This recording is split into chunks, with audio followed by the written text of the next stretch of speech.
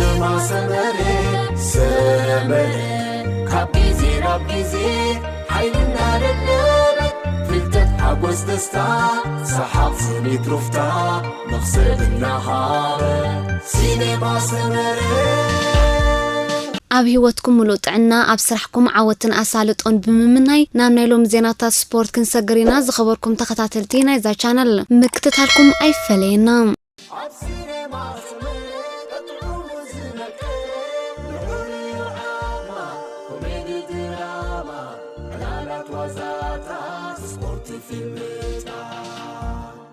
ኦሎምፒክ ቶኪዮ 2020 ንጃፓን ኣሞጊሱ ተዛዚሙ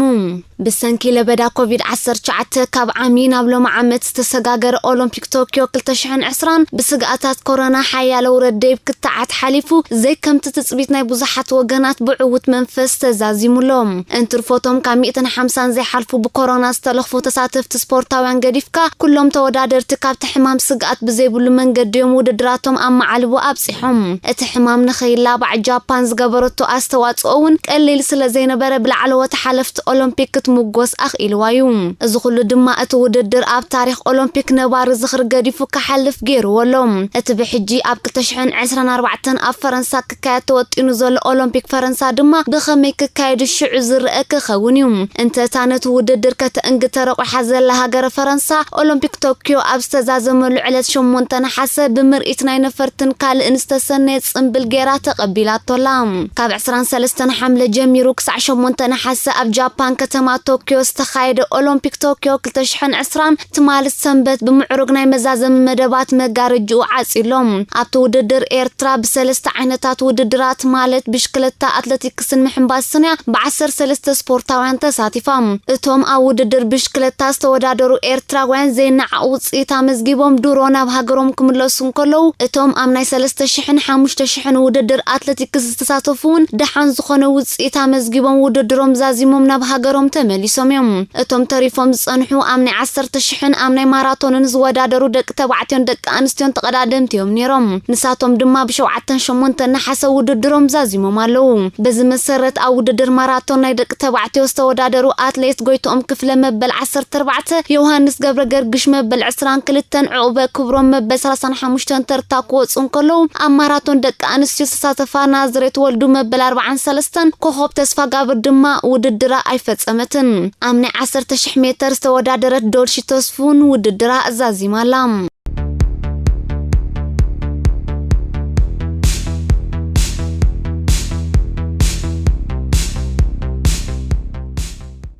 ሰንበልን ሚካኤልን ተዓወት ዘዋሪት ዋንጫ ዞባ ማእከል ኮይኖም ብሰንኪ ኮሮና ቫይረስ ን18 ኣዋርሕ ተቋሪጹ ጸንሐ ቅረድም ብሽክለታ ዘዋሪት ዋንጫ ዞባ ማእከል ብሓደ ነሓሰ ጀሚሩ ኩሎም ዲቪዥናት ብዝተረኽቦ ኣብ 4 መድረኻት ቅጽል ድሕሪ ምጽናሕ ትማሊ ሰንበት 8 ነሓሰ ኣብ ሓድሽ መወዳደር ከባቢ ቤት ገርግሽ ተዛዚሙሎም እቲ ብውዕውዕ ስፖርታዊ መንፈስ ተሰላሰለ ቅረድም ብሽክለታ ብጋንታ ደረጃ ክለብ ሰንበል ክትዕወትን ከላ ብውልቂ ድማ ተቐዳዳማይታ ክለብ ዝኾነ ሚካኤል ቶም ተዓዋት ኮይኑሎም ናብቲ ዝርዝር ምስ እንሓልፍ ድማ እዚ ስዕ ውጽኢት ተመዝጊብሎም ኣብ ቀዳማይ ዲቪዥን ብሁልል ግዜ ቀዳማይ ሚካኤል ሃብቶም ክለብ ሰንበል ካልኣይ ሃገር ዓንደ ማርያም ክለብ ኤሪቴል ሳልሳይ ኣማኑኤል መሓሪ ክለብ ኤሪቴል ኣብ ካልኣይ ዲቪዥን ብሁልል ግዜ ቀዳማይ ዩኤል ሃብቲ ኣብ ክለብ ኤሪቴል ካልኣይ ዮናስ ተክኤ ብውልቂ ሳልሳይ ሚልኪያስ ቅዱስ ብውልቂ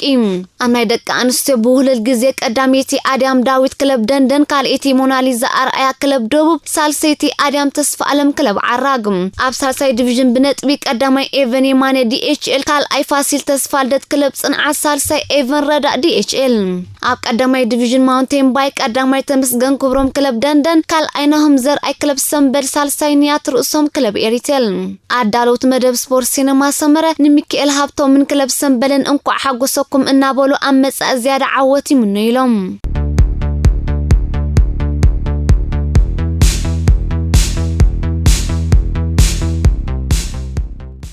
ተቀዳደምቲ ክለብ ዓራግ ኣባጽዕናይ ምዝንጋዕ መደብ ኣካይደን ኣብ ትሕቲ ትካል ዓራግ ስራሓት ሓጺንን ዕንጨይትን ዝእለያ ተቀዳደምቲ ክለብ ዓራግ ናብ ወደባዊት ከተማ ባጽዕ ብምኻድ ናይ ምዝንጋዕን ታሪኻዊ ቦታታት ናይ ምብጻሕን መደብ ከም ዘካየዳ ተፈሊጡ እተን ኣብ ትሕቲ ትካል ዓራግ ዝእለያ 6 ተቀዳደምቲ ክለብ ዓራግ ተቀዳዳሚት ብርኽቲ ፍስሓየ ተቀዳዳሚት ፌቨን ሃይለ ተቀዳዳሚት ኤደን ተስፋ ሚካኤል ተቀዳዳሚት ሳሮን ተኽለ ተቀዳዳሚት ፍትሓዊት ተኽሉ ከምኡውን ተቀዳዳሚት ልኡላ ሃብቶም ብምኽንያት ኣብቲ ምዝንጋዕ ዘይነበረትንን ነቲ ናይ ምዝንጋዕ መደብ ድማ ምስቶም ምስኣተን ሓቢሮም ዝተጓዕዙ ኣቶ ጎይቶኦም ተኸስተ ኣቦ ወንበር ክለብ ኣቶ ኣስመሮም ፍስሓ ጸሓፊ ክለብ ኣቶ ፊልሞን ብርሃነ ችክሊስታ ወይ መካኒክ ክለብ ያኔት ሚካኤል ፋይናንስ ክለብ ከምኡ ድማ ኣሰልጣኒን መምህር መድሃኔት ተኽለ ማርያም ዘካየድኦ ኮይነን እቲ ዑደት ብኩሉ መዳይ መሳጥን ኣብ ተቀዳደምቲ ዘይርሳዕ ዝኽርን ሞራልን ዘስንቕ ምንባሩን ኣሰልጣኒን መምህር መድሃኔት ተኽለ ማርያም ሓቢሩ መምህር መድሃኔ ኣስዒቡ ኣብቲ ዑደቶም ኣብ ዝተፈላለየ ታሪኻዊ ቦታታት ከተማ ባጽዕ ወደብ ባጽዕ ፋብሪካ ቸሚንቶ ገደም መቃብር ሓርበኛታት ባጽዕን ካልእን ከም ዝበጽሑ ብምግላጽ ኣብቲ ምሕምባስ ዝርከቦ ናይ ምዝንጋዕ ዑደቶም ብዘይ መጠን ሓጎስን ፍናንን ከም ዝፈጠረሎም ሓቢሩ ብዘይካዚ ሓቢሮም ዝተዘናግዕሉ ናይ ቡን ግዜን ብዛዕባ ኩነታት ክለቦም ምስተን ተቀዳደምቲ ናይ ሚህን ናይ ዘተመደብን እውን ኣካይዶም ነይሮም እቲ ናይ ምዝንጋዕን ታሪኻዊ ቦታታት ናይ ምብጻሕን መደብ ብቐንዱ ብኣካየዲ ስራሕ ትካል ዓራግ ኣቶ ኮንስታንቲኖስ ነጋሽ ተበገሰ ምዃኑ ኣሰልጣን ክለብ ዓራግ መምህር መድሃኔ ዝገልጽ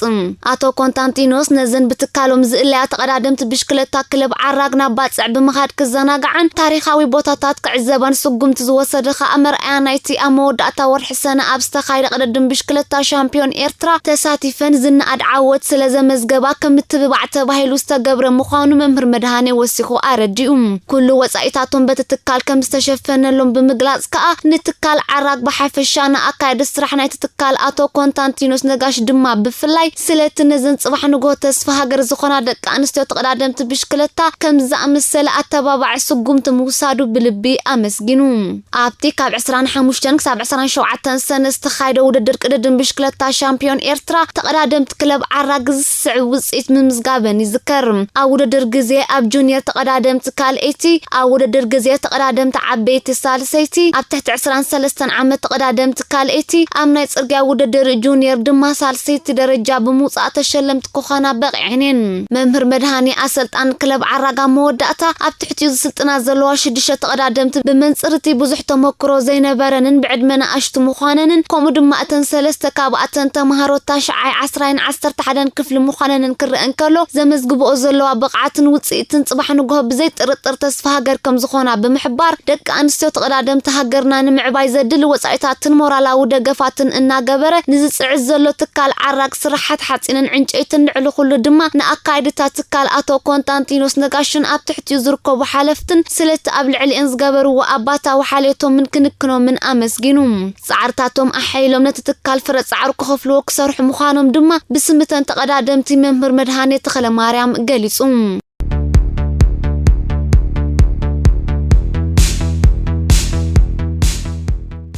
ተወሰኽቲ ዜናታት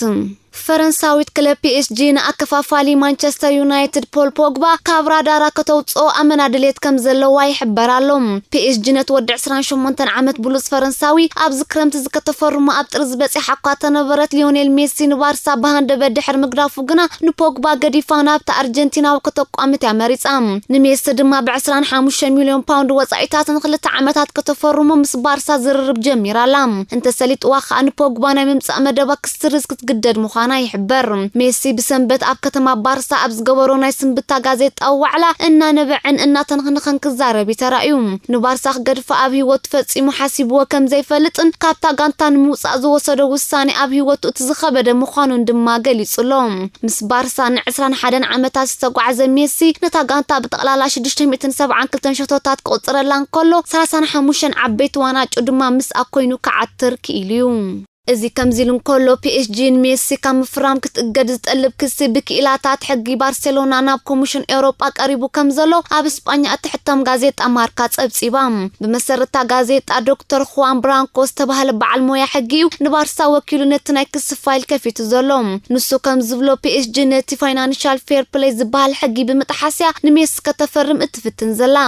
ባርሳ ነቲ ሕጊ ከተኽብር ክትብል ንሜሲ በነጻ ክትለቆ ከም ዝተገደደ ዝተቐሰት በዓል ሞያ PSG ነዚ መዝሚዛ ብዘይ ኣገባብ ከተፈርሞ መዲባ ምህላዋ ብምምልካት ቤት ፍርዲ ኮሚሽን ኤውሮጳ ነቲ መስርሕ ምስጋር ደው ንኸብሎ ክሳዕ መወዳእታ ክምጉት ምዃኑ ኣጠንቂቖሎም ዶክተር ሁዋን ብራንኮ ከም ዝብሎ ፊናንሳዊ ኩነታት PSG ካብቲ ናይ ባርሴሎና ዝገደደ እዩ ኣብ ዓመት ስፖርት 2019-20 PSG 99 ሚእታዊት ካብ ኣታዊታታ ንምኽፈል ደሞዝ ተጻወትያ ኣውዒላቶም በንጻሩ ባርሳ 54 ሚእታዊት ካብ ኣታዊታታ ኣብ ደሞዝ ተጻወታ ኣውዒላ PSG ንሜሲ ከይተሰጋግሮ ብቤት ፍርድ ኮሚሽን ኤውሮጳ እንተ ተኣጊዳ እታ ነቲ ኣርጀንቲናዊ ኣብራዳራ ኣትያቶ ዘላ እንግሊዛዊት ክለብ ማንቸስተር ሲቲ ብቐሊሉ ናብ ሜዳ ንኸተጉዕዞ ርሒባብ ክረሓወላ ከም ዝኽእል ተንተንቲ ስፖርት የመልክቱ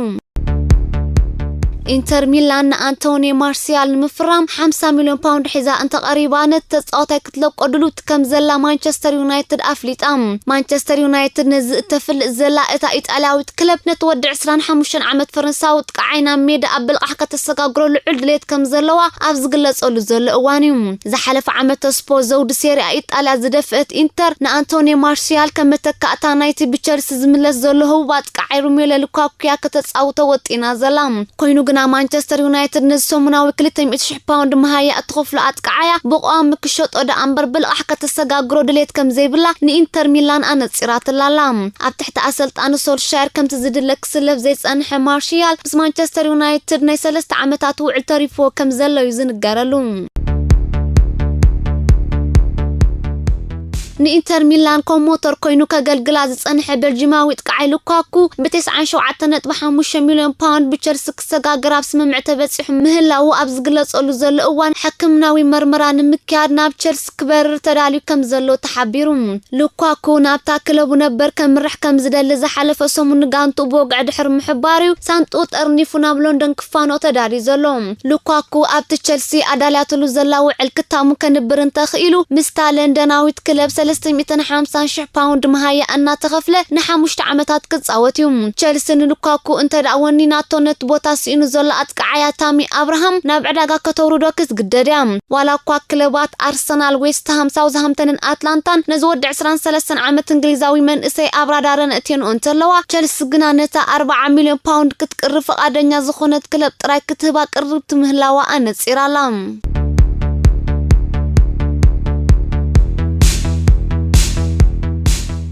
ኒውካስል ንኣከፋፋሊ ኣርሰናል ጆ ዊሎክ ብ22 ሚሊዮን ፓውንድ ከተፈርሞ ምስታ ሰሜን ለንደናዊት ክለብ ኣብ ስምምዕ ከም ዝበጽሐት ኣፍሊጣ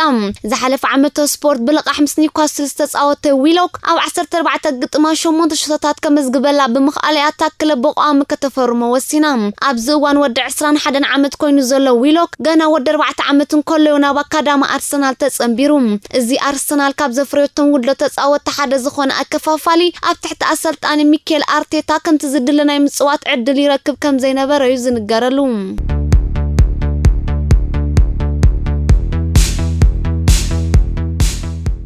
ናይ ክንፍ ተጻዋታይ ማንቸስተር ሲቲ ራሂም ስተርሊን ውዕሉ ንምሕዳስ ምስታ ጋንታ ዳግማይ ዝርብ ከካይድ መዲቡ ምህላው ተሓቢሩ ኣብ ሜዳ ኢትሓጽን ሓሉ ውዕል ንኸብቃዕ 2 ዓመታት ጥራይ ተሪፎ ዘሎ ስተርሊን ብክለባት ቶተንሃምን ኣርሰናልን ይድለ ምህላው ኣብ ዝግለጸሉ ዘሎ እዋን ውዕሉ ከናውሕ ምስ ሓለፍቲ ሲቲ ክዘራረብ ወጢኑ ዘሎ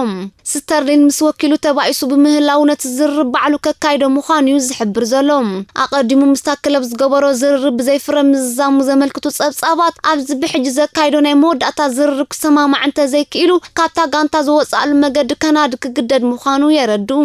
ስተርሊን ምስ ሲቲ ውዕሉ ንኽሕድስ ካብ ዘቕርቦም ዘሎ ቅድመ ኩነታ ሓደ ኣብ ትሕቲ ኣሰልጣኒ ጓርዲዮላ ብስሩዕ ክስለፍን እኹል ናይ ጸወታ ግዜ ክወሃቦን ዝጠልብ እዩ